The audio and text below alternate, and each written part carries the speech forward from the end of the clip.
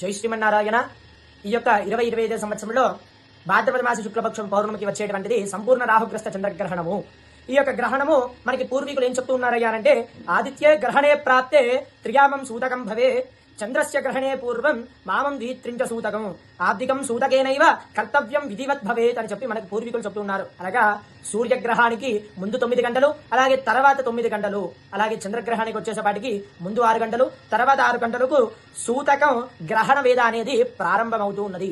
ఈ యొక్క సూతక గ్రహణ వేదము అనేది మనకి ప్రస్తుతము చంద్రగ్రహణము కాబట్టి మనకి మధ్యాహ్నము ఆదివారము 7వ తారీఖు మధ్యాహ్నం 12:57 ప్రారంభం అవుతుంది. కాబట్టి అప్పటి నుండి కుదిరితే అందరూ కూడా ఈ యొక్క 12-1 గంట లోపే ఆహారం అంతా కూడా స్వీకరించి, అలాగే అనారోగ్య సమస్యలు ఉన్న వాళ్ళు, పెద్దవారు ఉన్నట్లయితే ముసలివారు, వారందరూ కూడా సాయంత్రం 5 గంటల లోపు ఈ యొక్క ఆహారం అంతా కూడా స్వీకరించేసి గ్రహణ నియమాలు పాటిస్తూ ఉన్నట్లయితే ఈ గర్భిణీ స్త్రీలు ఆహారము సాయంత్రం 5 గంటల వరకు స్వీకరించి వాళ్ళు పడుకుని ఉన్నటువంటి మంచం పైనే ఆ యొక్క మంచం మీద పడుకుని ఉండి ఆ భగవన్నామస్మరణ, మీకు ఇష్టదేవత లేదా కులదేవత అయినటువంటి వారి భగవన్నామస్మరణ మనసులో చేస్తూ ఉంటే ఈ యొక్క గ్రహణము వారి పైన ప్రభావం అనేది చూపించదు.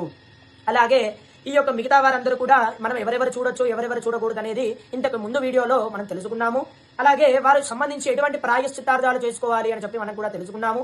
అలాగే ఈ యొక్క వీడియోలో మనము ఈ యొక్క గ్రహణం యొక్క సమయంలో ఎటువంటి నియమాలు పాటిస్తే బాగుంటుంది అనేది ఇప్పుడు తెలుసుకుందాము.